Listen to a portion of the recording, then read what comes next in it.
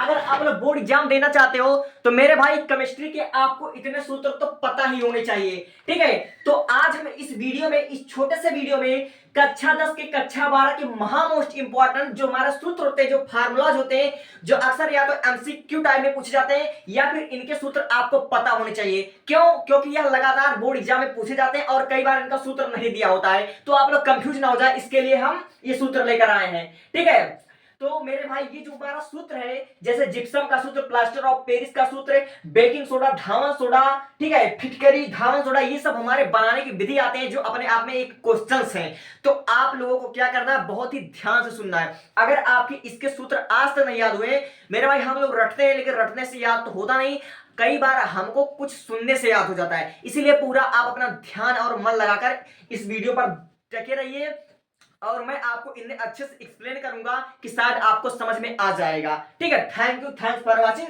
और आप लोग देखते रहिए। देखिए, जो हमारा पहला सूत्र दिया हुआ है मेथिल एमीन का सूत्र, ये कई बार हमारा न्यूमेरिकल में पूछे जाते हैं। तो मेथिल एमीन का सूत्र क्या होता है? मेथिल एमीन का सूत्र होता है CH3NH2। मेथिल एमीन का सूत्र क्या होता है? CH3 और NH2। C का मतलब होता है एक कार्बन, तो एक कार्बन से हुआ मेथ और 3 हाइड्रोजन कार्बन, यानी कि हो गया एथिल। ठीक है, CH3NH2 यानी कि मेथिल एमीन। तो मेथिल एमीन का सूत्र होगा CH3NH2। और देखिए नाइट्रिक अम्ल, नाइट्रिक अम्ल कक्षा 12 के हर एक न्यूमेरिकल में पूछा जाता है, दूसरे चैप्टर में या पहले चैप्टर में। ठीक है, बिलियन वाले चैप्टर में अक्सर ये सब पूछा जाता है, सवाल में दिया होता है लेकिन आपको सूत्र नहीं दिया होता है कोलराउस के नियम में। ठीक है, तो हमारा HNO3 नाइट्रिक अम्ल का सूत्र हो गया। नाइट्रिक अम्ल का सूत्र क्या होता है? HNO3, और यह आपके बोर्ड एग्जाम की दृष्टि से बहुत ही महत्वपूर्ण है। अब अगला देखिए फार्मिक अम्ल। फार्मिक अम्ल का सूत्र होता है HCOOH। फार्मिक अम्ल का सूत्र क्या होता है? HCOOH। फार्मिक अम्ल का सूत्र होता है HCOOH। अगर आप इसको एक बार दो बार देखोगे तो आपके दिमाग में ही बैठ जाएगा। अब देखिए अमोनिया का सूत्र छोटा सा है NH3, लेकिन यह आपके कई न्यूमेरिकल में पूछे जाते हैं केमिस्ट्री में। तो अमोनिया का सूत्र होता है NH3। अब देखिए एसीटोन का सूत्र, एसीटोन का सूत्र होता है CH3COCH3। यह आपके बोर्ड एग्जाम की दृष्टि से बहुत ही महत्वपूर्ण है। ठीक है, एसीटोन का सूत्र होता है CH3COCH3। और देखिए अगला क्लोरोफॉर्म। ठीक है, CHCl3। क्लोरोफॉर्म अपने आप में एक क्वेश्चन है, क्योंकि कक्षा 12 में, कक्षा 11 में आपका क्लोरोफॉर्म बनाने की विधि आता है।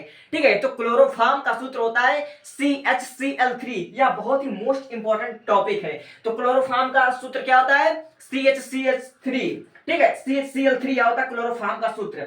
अब देखिए एसिटिक एसिड। ठीक है, यह आपके बोर्ड एग्जाम की दृष्टि से बहुत ही महत्वपूर्ण है। ठीक है, यह आपके न्यूमेरिकल में आता है। तो एसिटिक अम्ल का सूत्र क्या होता है? CH3COOH। एसिटिक अम्ल का सूत्र होता है CH3COOH। एसिटिक अम्ल का सूत्र क्या होता है? CH3COOH। अब अगला देखिए ऑक्जेलिक अम्ल का सूत्र। कई बार यह आपके न्यूमेरिकल में आता है क्लास 12 के। तो ऑक्जेलिक अम्ल का सूत्र होता है C2H5O4। ठीक है, C2H5 और यह O4 लिखा हुआ है। ठीक है, अब मैं इसको और क्लियर कर देता हूं, यह O4 लिखा हुआ है, इसको आप लोग ध्यान से देख लीजिएगा, यह आपके बोर्ड एग्जाम की दृष्टि से बहुत ही महत्वपूर्ण है। ऑक्जेलिक अम्ल का सूत्र होता है C2H5O4। यह आपके बोर्ड एग्जाम की दृष्टि से बहुत ही महत्वपूर्ण है। तो मैं एक बार इतने सारे सूत्र को फिर से रिपीट कर देता हूं। देखिए मेथिल एमीन का सूत्र होता है CH3NH2। मेथिल एमीन का सूत्र क्या होता है? CH3NH2। और जो हमारा नाइट्रिक अम्ल, नाइट्रिक अम्ल का सूत्र होता है HNO3। HNO3 यह होता है नाइट्रिक अम्ल का सूत्र। और फार्मिक अम्ल का सूत्र होता है HCOOH। यह होता है फार्मिक अम्ल का सूत्र। और अमोनिया का सूत्र होता है NH3। अमोनिया का सूत्र होता है NH3। और जो हमारा एसीटोन का सूत्र होता है CH3COCH3। यह आपके न्यूमेरिकल्स में बहुत ही इंपॉर्टेंट भूमिका निभाते हैं। और क्लोरोफॉर्म बनाने की विधि अपने आप में क्वेश्चन है जो 100% आपके बोर्ड एग्जाम में या क्लास 12 में आ सकता है। ठीक है, तो क्लोरोफॉर्म का जो हमारा सूत्र होता है CHCl3। तो क्लोरोफॉर्म का सूत्र क्या होता है? CHCl3। यह अपने आप में क्वेश्चन होता है। और एसिटिक अम्ल, एसिटिक अम्ल का सूत्र होता है CH3COOH। एसिटिक अम्ल का सूत्र होता है CH3COOH। एसिटिक अम्ल का सूत्र यह होता है। ऑक्जेलिक अम्ल, तो ऑक्जेलिक अम्ल का सूत्र होता है C2H5O4। यह हमारा ऑक्जेलिक अम्ल का सूत्र होता है और यह आपके बोर्ड एग्जाम की दृष्टि से बहुत ही महत्वपूर्ण है। ठीक है, अब देखिए मैं इस वाले सूत्र पर पहुंचता हूं।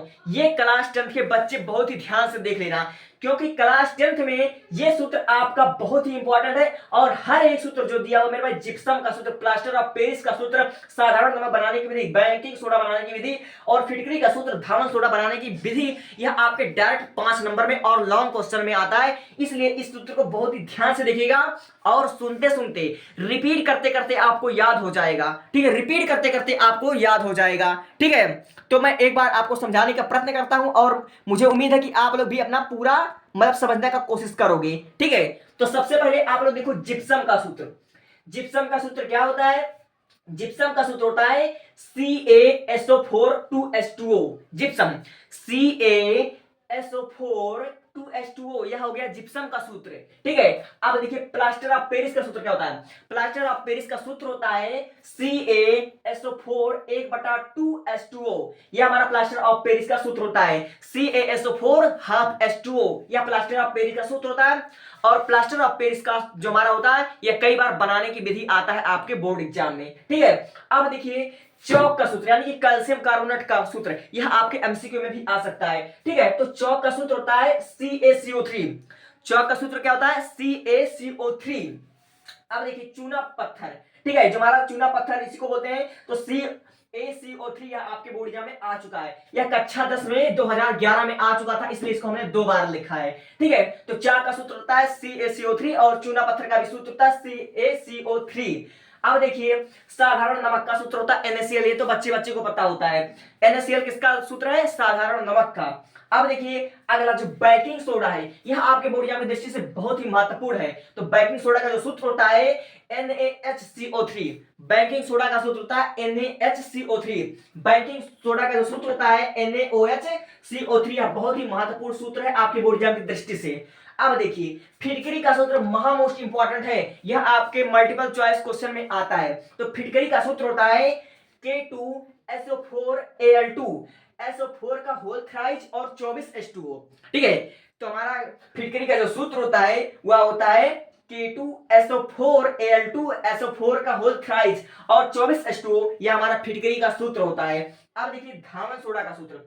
धावन सोडा का सूत्र होता है Na2CO3 10H2O। धावन सोडा का सूत्र हमारा होता है Na2CO3 10H2O। या आप लोग एक बार देखोगे, 2 बार देखोगे, आपके दिमाग में ऑटोमेटिक बैठ जाएगा। इसको मैं एक बार और रिपीट कर देता हूं, क्योंकि कक्षा 10 वालों के लिए यह बहुत ही मोस्ट इंपॉर्टेंट भूमिका निभाएगी, बहुत ही महत्वपूर्ण है। ठीक है, तो देखो जिप्सम का सूत्र क्या होता है? मेरे साथ बोलो CaSO4 2H2O। जिप्सम का सूत्र होता है CaSO4 2H2O। Plaster of Paris का सूत्र होता है CaSO4 1/2H2O। और चाक का सूत्र होता है CaCO3। और चूना पत्थर का सूत्र क्या होता है? CaCO3। और साधारण नमक का सूत्र होता है NaCl। और बेकिंग सोडा का सूत्र होता है NaHCO3। और फिटकरी का सूत्र होता है K2SO4Al2, SO4 और फिर थ्राइस और 24H2O। और जो हमारा धावन सोडा का सूत्र होता है Na2CO3 10H2O। यह होता है हमारा धावन सोडा का सूत्र। अगर इसको आप लोग एक बार 2 बार देखोगे तो आपके दिमाग में बैठ जाएगा। Thank you, thanks for watching. एक बार इसका स्क्रीनशॉट ले लीजिए।